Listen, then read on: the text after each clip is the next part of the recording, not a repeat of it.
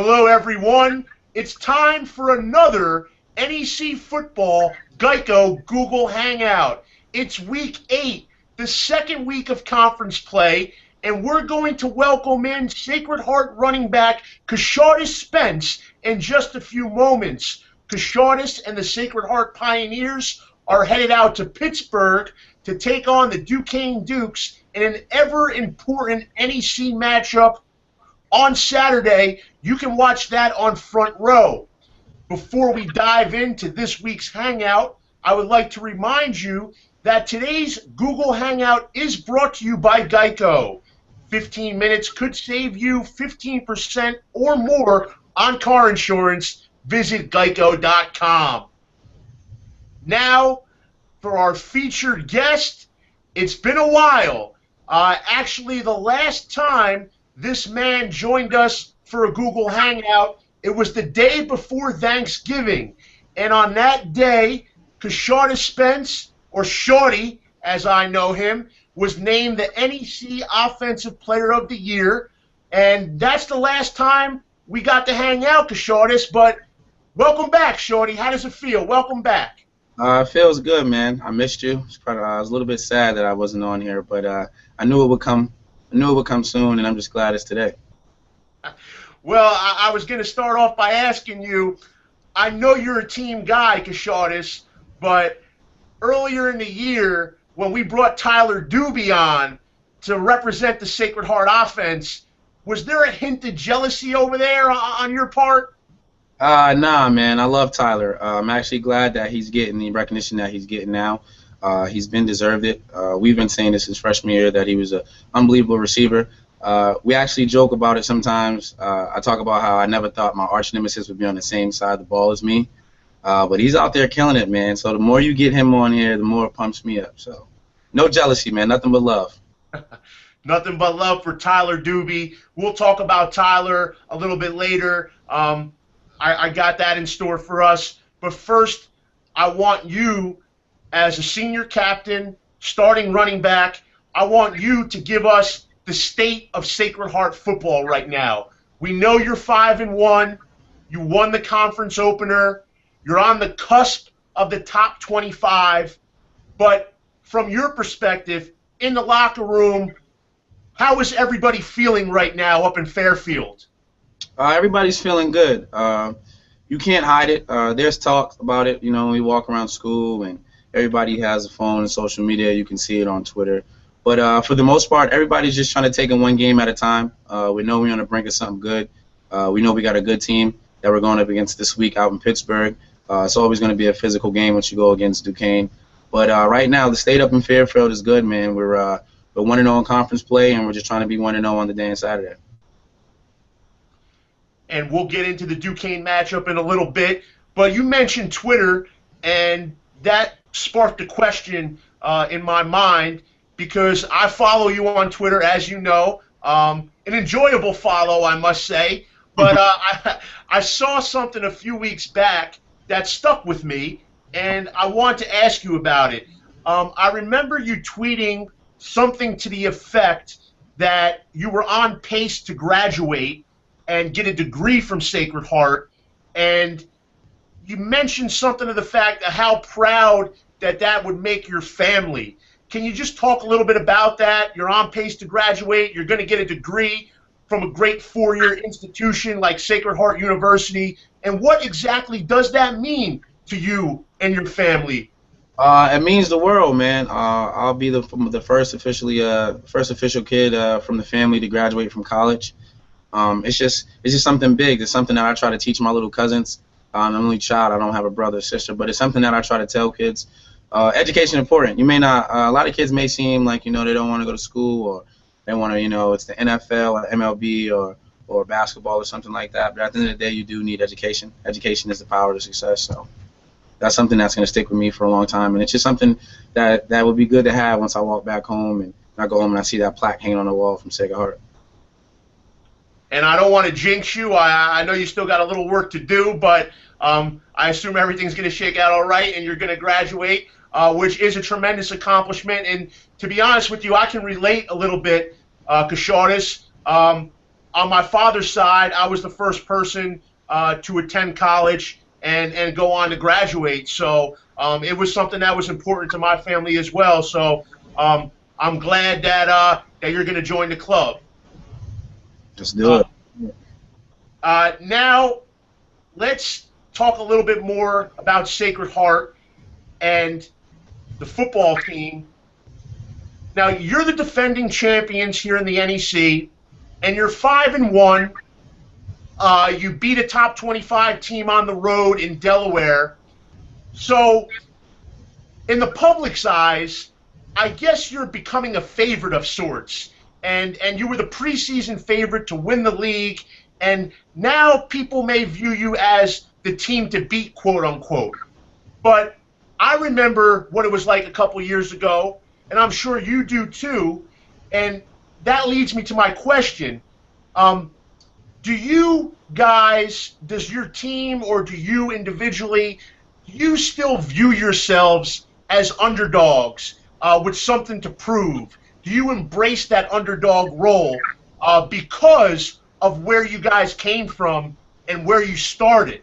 Do you still see yourselves as, hey, we want to prove that this was no fluke and we are for real? Yes, we definitely do. As a team and as myself as well, growing up throughout school and playing for teams, I've always played for an underdog team and always been the underdog. A lot of my teammates can relate to that. And we talk about it all the time in practice, you know, try not to get ahead of ourselves and get a big head. And even though we know that we won the NEC last year, that was last year, you know. The NEC is, like we've been saying for the past couple of years, it's a great conference. At any moment, you don't know who's going to win or who's going to win out, who's going to beat. As you can see last year, it came down to the wire with us and Duquesne and us and Bryant and a couple other teams. But, yeah, we definitely still feel like we're the underdog, and we still feel like we got things to prove. I know Duquesne is probably a little bit mad after what happened last year. It was a great fight. You know, we know that going down there, we're not going to be able to hold those guys to 0 points and just put up 10. So it's going to be a great game.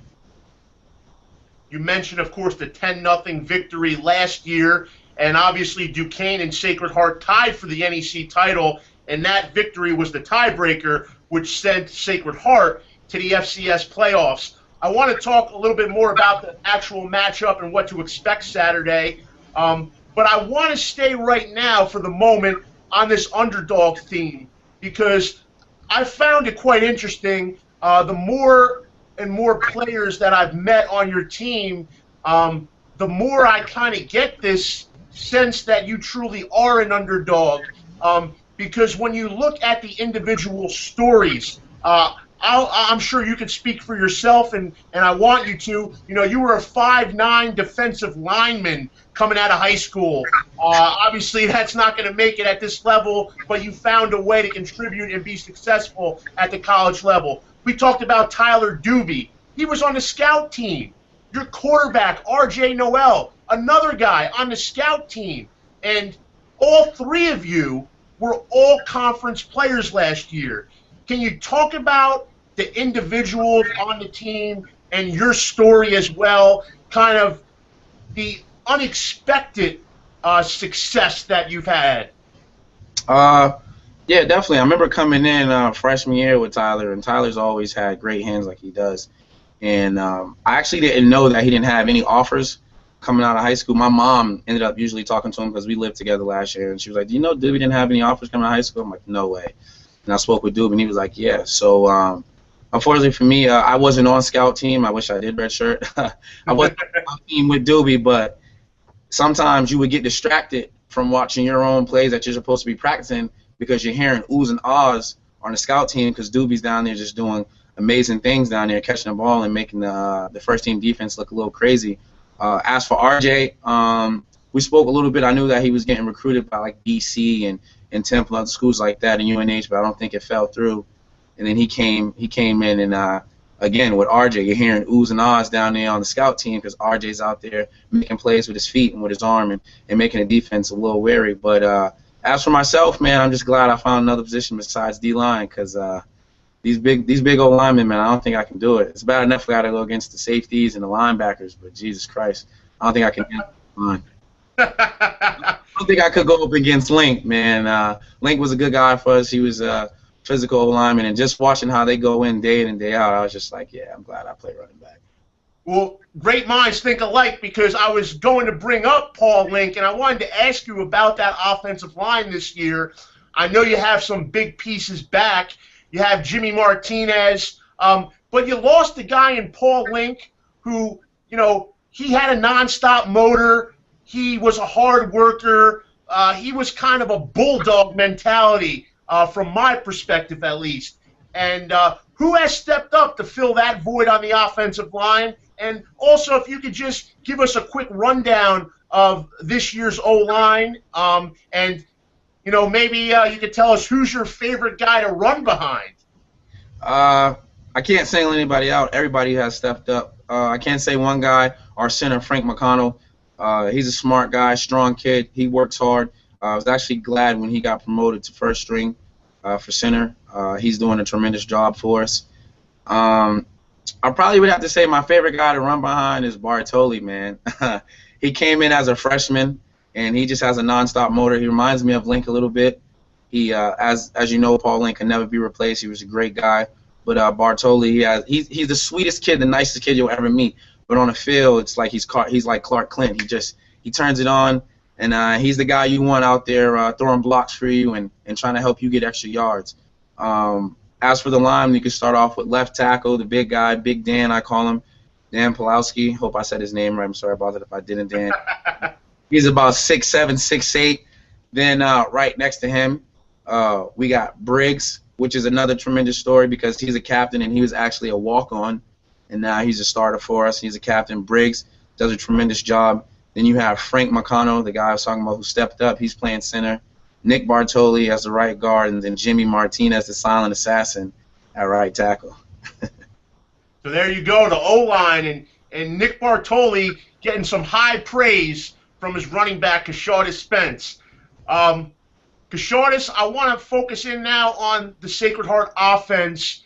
Obviously, you're not putting up crazy numbers this year, but I did look the last 2 weeks, and you had a pretty big yards per carry. But you don't need to put up crazy numbers for this team to be successful. It's such a multifaceted attack. It's you, it's Sean Bell, it's Doobie. RJ can run the rock. I mean, you have so many playmakers. Tell us a little bit about what makes this defense so effective and so special. Is it the fact that the defense has to key in on so many different individuals because there really are so many talented playmakers alongside of you?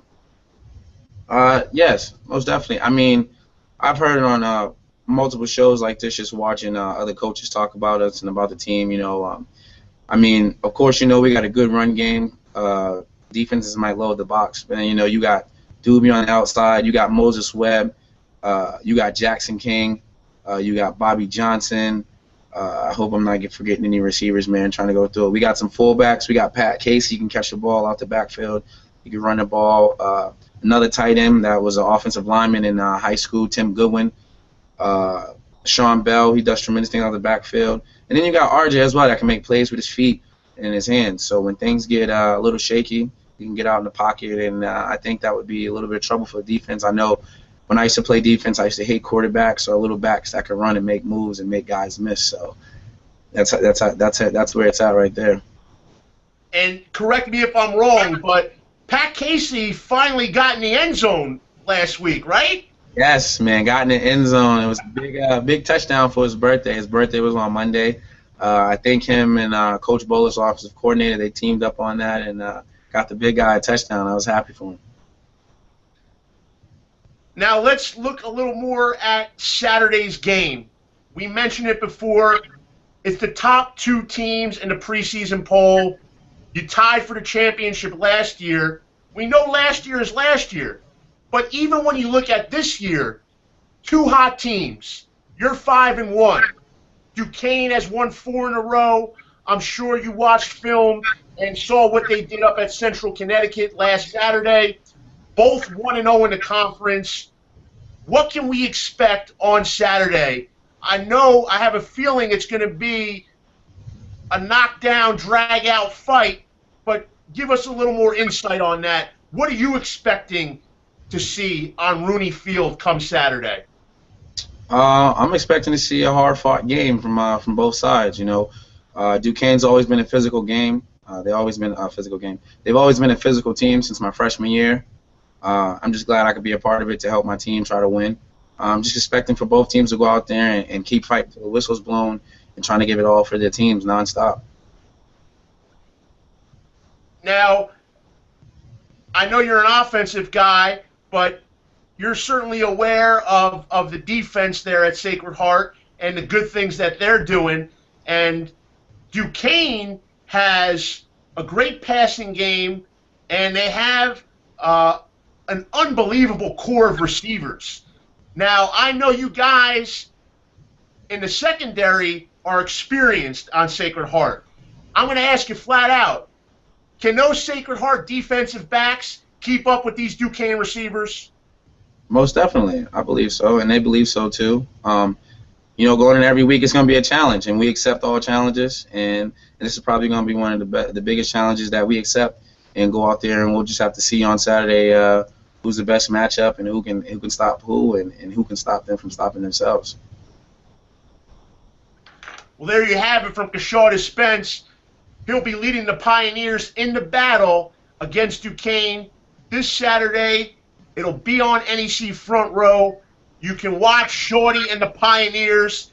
They beat Duquesne 10-0 last year, but it was a toss-up game, as I know Coach Nofri referred to it on his show earlier this week. He said it was a toss-up last year, and obviously you guys will have to play a good game to win. I'm looking forward to it. I know you're looking forward to it. Before we go, I got to tell you, though, Shorty, you're becoming a household name. This morning I was about to leave for work, and my wife said, "You got a Google Hangout today?" I said, "Yeah, 3:30 with Shorty." And she says, "Inked up Shorty?" Hey. Inked up Shorty? I said, "Yeah, inked up Shorty." So, like I said, that's love, man. Absolutely. I know my wife has said a number of times that her favorite player on Sacred Heart is Gordon Hill, but I think you may be giving him a run for your money. So, like I said Shorty, and right away she knew. She knew. Not any Shorty, but it's inked up Shorty. Tell your wife I said much love, man, much love. Before I go, the head honcho here, Coach Nof, wanted me to send his regards. He said he likes you, man. He likes what you do, and he told me to keep it low when I talk to you. You know, don't get too crazy out here. So I told him, I spread the word and let him know you love him and all that and all the good stuff, man. So that's from Coach Nof, man. I appreciate that. Nof Mania. It swept across the NEC last year. It swept across the nation. He was up there in the voting for Eddie Robinson Coach of the Year award, and I'm sure he'll have you guys prepared for Saturday's game. I know Duquesne's coach, Jerry Schmidt. He's a great guy as well. Two tremendous coaches, and to be honest with you, I'm privileged to work with both of them. So tell Coach Nof it's right back at him. And he did hook me up with some gear, some Sacred Heart gear earlier in the year. He bribed me. So that's why the Pioneers have had these multiple appearances on the Google Hangout. Okay. So you can thank Nof for that one. But Keshaudas, it's really been a pleasure. I look forward to watching the game on Saturday. I'll let you have the last word. Any last words? Anything on your mind? Any questions for me? Any shout-outs? Go. The floor is yours. I just want to give a shout-out to the whole Pioneers football squad as we go down to Duquesne, try to get a win, man. And good luck to both squads. Good luck to Duquesne, and see you guys Saturday, 12 noon. There you have it, 12 noon. Sacred Heart, Duquesne, live on NEC Front Row. For Keshaudas Spence, I'm Ralph Ventre. This was your weekly NEC Football Geico Google Hangout. Enjoy the games on Saturday, and we'll see you next week.